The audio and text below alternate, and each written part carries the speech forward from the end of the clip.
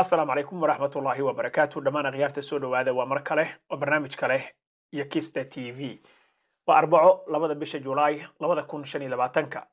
برنامج كينا المانتا إن شاء الله تعالى وقول وين أونوسو هو يتيه دان هي أمد الصوماليات كدي مركز دولة فدرالكا صوماليا أي دقن جلسي نظام عصب أو حق السعودالكا أو immigration كو سابسن يو سيدو كله نظام عصب باسبور عصب أو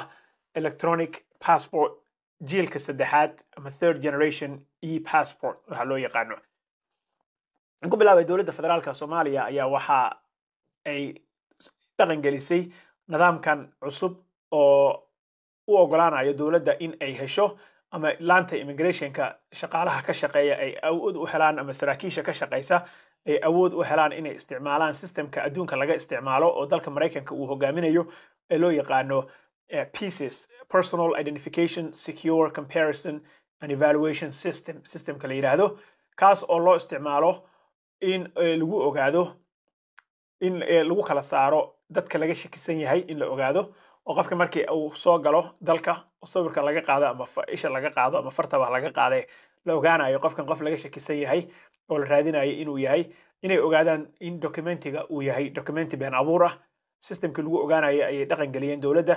isla markaana si toos ah ula socdaan liisaska digniinta caalamiga ah ama dadka ku jira international watch listiga oo la raadinayo dadkaas ayaa waxa si gaar ah u ogaan karaan hadda dowladda Soomaaliya si live ah oo immediately qofka markii sawirka ay ka qaadaanba waxay ogaan karaan in uu yahay qofkaas qof la raadinayo inuu qof dambiile ah yahay iyo waxay ka systemka wuxuu ka jeegareynayaa watch listiga caalamiga ah ee adduunka waxaa si gaara looga hirgelinayaa barnaamijkan garoomada diyaaradaha dekedaha iyo xuduudaha waaweyn ee dalka laga soo galo soo far hadeer dalka waxaa laga soo galaa saa ogtihiin Hargeysa Garowe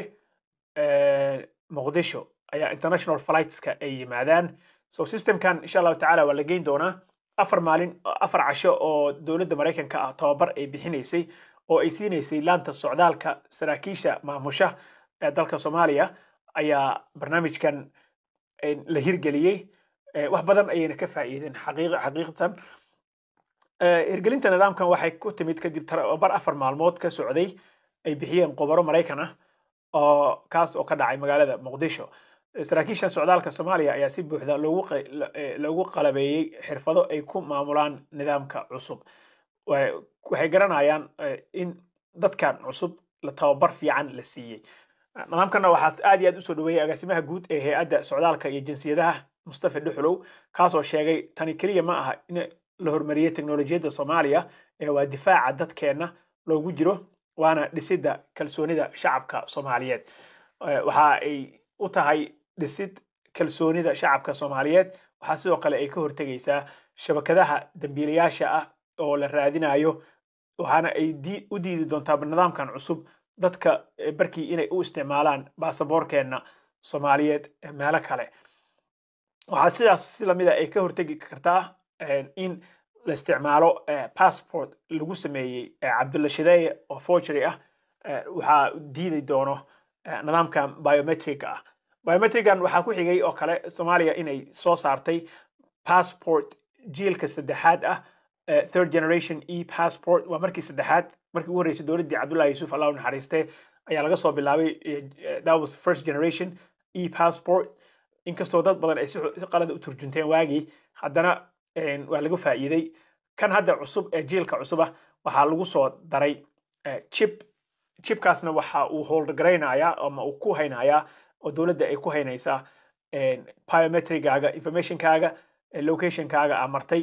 meelaha aad tagtay ishaada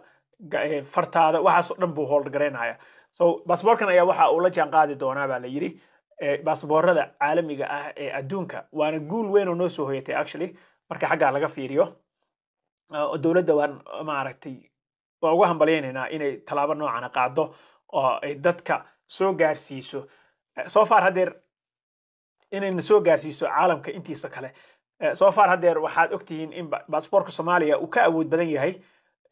ma aaminaysaan laakiin waxa uu ka awood badan yahay 37 wadan hatta Djibouti annaga ka horeyna baasaboorkeena ka horeeya marka tanna waxay sii sahli doontaa in adduunka uu baasaboorka Soomaaliya si fudud u aamino oo wadamada hadda nadiida oo viisaha aan saarin oo kale aan ka iibin karno in teknolojiyadeena ay la haysato caalamka intiisa kale in baasaboorkeena third generation uu yahay chip inuu haysto in qofkii la raadinayo oo kale immediately lasoo saari karo waxaa intaas dheereed oo kale oo tababarkan 4 macasho qaatay oo laanta socdaalka la siiyey ka mid ahaa in saraakiisha immigrationka ay si live ah oo toos ah ay u access garayn karaan datada Interpol oo kale international police Interpol waa international police data datadaas way furan si waxay u arki karaan baa la yiri live ah so qofka marka baasaboorkiisa la mariyo haddii Interpol list uu ku jiray oo la raadinayay way fududaanaysaa Soomaaliyana waa markii ugu horeysay actually ay access u helayso in ay qofka si live ah datadaas ay u access garayn karto qof kastoo la raadinayay u ogaan karto waxaa hadda aad ogtihiin in dhibaato weyn lagala kulmay buurihii calmiskaad dadkii soo galay because Soomaaliya marka iyada ah ma aysan haysan access to datada noocan ah dadkan dambiilayaasha ah oo dunida laga raadinayay dacaladeeda oo argagixisada iyo balaayada ama wataba inay dalka iska soo galaan waxa u fududeynaysay inaan la haynin systemka noocan ah marka nidaamkan hadda la hirgeliyay wuxuu sahli doonaa dadka la raadinayo in la helo qofka immigrationka fadhiyana oo si sahlan u identify gareeyo oo u garto qofka warrantiga leh qofka ku jira watch listiga waxa la dhaho liiskan la ilaalinayo caalamiga ah international watch listiga qofka warrantiga haysto ay dowladaha Interpol ka midka ay raadinayaan iyo qofka maaragtay hata liisas waxaa jiro no fly list oo kale qofka diyaarad loogu talagalin inuu raaco way ogaan karaan haddeer so system cusub oo aad iyo aad u fiican oo Soomaaliya wax badan ka tari doona ayaa soo baxay dowladda Soomaaliyana waxaan leenahay waa idinka hambaleynaynaa inaad horay maaragtay u socotaan oo aad nidaamka noocana oo adduunka la jaan qaadi kara